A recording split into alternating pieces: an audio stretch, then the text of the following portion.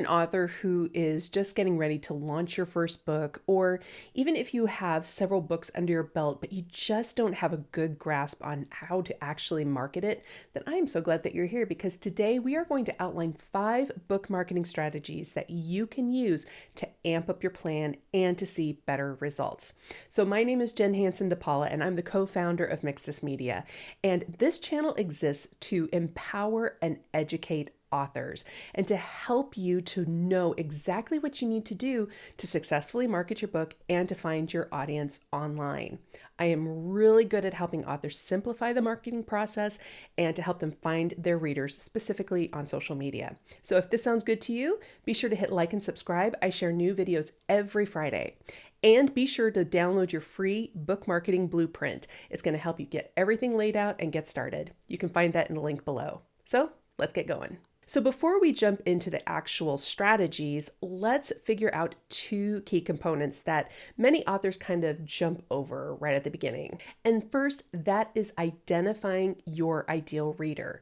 Knowing exactly who you're speaking to is going to help you be so much more clearer within your marketing copy and within how you connect with people, but it's also going to really save your sanity. In today's world, you cannot be general with your content. When you're general and you just try to talk to everyone, you're going to blend into all of the additional noise that's happening online. So when you have an ideal reader, this doesn't mean that that's the only person that you're going to reach. Having an ideal reader is actually for you, for the author, because what you're going to do is you're going to run everything through the lens of your ideal reader. So for example, my ideal reader, her name is Rebecca. And anytime I post a blog, anytime I create a video, anytime I create a social media post, I run it through the lens of, would this be relevant to Rebecca? Would she find this funny? Would she find this helpful? Is this a problem that she's struggling with? Or if you write fiction, you can say, will this ideal reader of mine identify with the characters? Will she follow and be interested in this story? Are these the emotions that she's looking for in a book? So when you can identify a single person and really use that as a filter for everything that you do within your marketing, it's going to be so much more specific and so much more powerful. Think about it this way. If you were to stand in front of an audience of 10,000 people and try to connect with each and every one of them, it would be impossible. But if you were to stand in front of one person that you knew and that you knew certain traits about and that you knew what they wanted out of your talk, you could speak directly to them and have a great impact. That is the process of identifying who your ideal reader is. So you can be specific and clear within your messaging. And then the second thing that we want to focus on before we jump into our strategy is setting a goal. Goals are so important because it gives us something to aim at. So let's say you decide that you want to sell 1,000 books over the next 3 months. When you have a specific number that you can aim at, you can break it down to say, okay, I need to sell this many books every month. I need to sell this many books every week and this many books every day. It breaks things down into more manageable chunks, and you're able to craft a plan on how to actually do that. Creating goals gives us something to aim at. And when we don't have goals, we're just kind of wandering around. But when we have a goal, we can focus and we know what will work for that, accomplishing that goal, and what won't. So now that we know who our ideal reader is and what our goals are, let's focus on the first strategy. So the first strategy that we want to focus on are reviews. Figuring out how to get reader reviews on Amazon or Barnes & Noble or another outlet like Goodreads is going to be key, because your peer reviews are going to tell your fellow readers that love this kind of genre what they thought of the book. It's really different than having like a magazine review, a review by an editor or something like that. Your peer reviews, those people that leave reviews on Amazon or other outlets, are going to be honest within what they thought of the book. And those are really important within the buying process. It's called social proof. And when we have proof that people loved our book, they're more likely to buy it. But the trick here is that reviews can be difficult. It can be an ongoing process. So here's what we want to do. We want to focus on this in a couple of different sections. So within the first section, we want to focus on getting reviews the week that your book releases. So you want to craft a strategy of friends, family, of your beta readers, or those that have received ARCs advanced reader copies before the book releases and getting them to agree to leave a review on Amazon or on Goodreads the week that your book releases. This is going to be key to start to get that excitement going about your new release. So getting a plan in place to actually know how to get these reviews started within the book launch is going to be key. And then next, you want to think through the follow-up phase. This is the phase right after your book releases. And this is a phase that many authors kind of overlook because they've gone through so much with actually promoting their book during the release that they kind of fizzle out within the promotions. And that is such a huge missed opportunity. You have to continue to prompt your readers to leave a review. That might be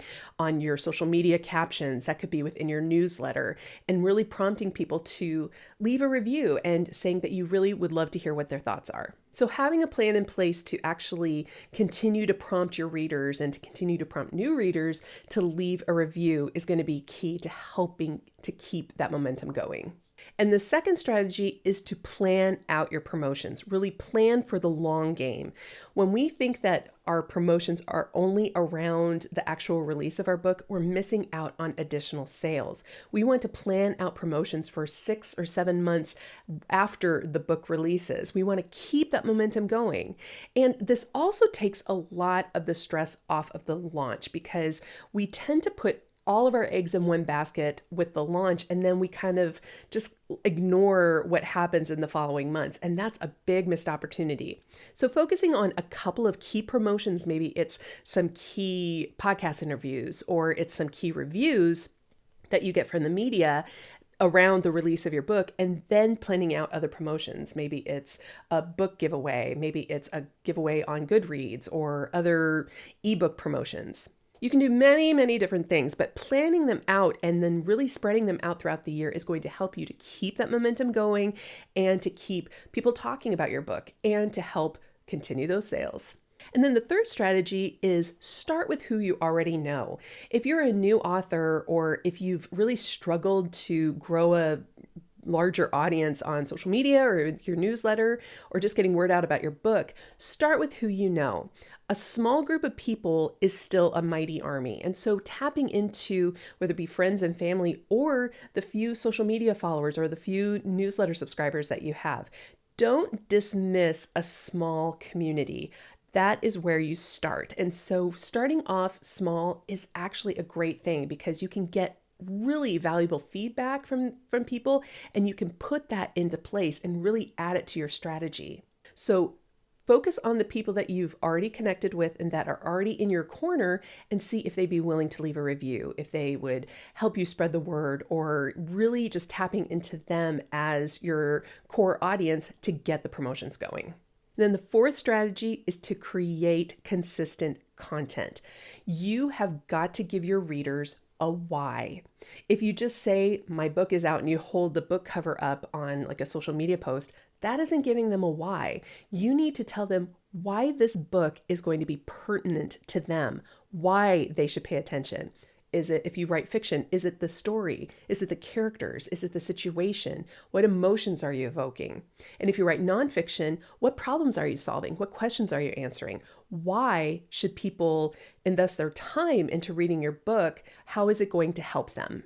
And so when you create consistent content, meaning that you are putting out consistent social media posts, that you're putting out consistent blog or video or podcast episodes, this is going to prove to your readers that your book is worth their time.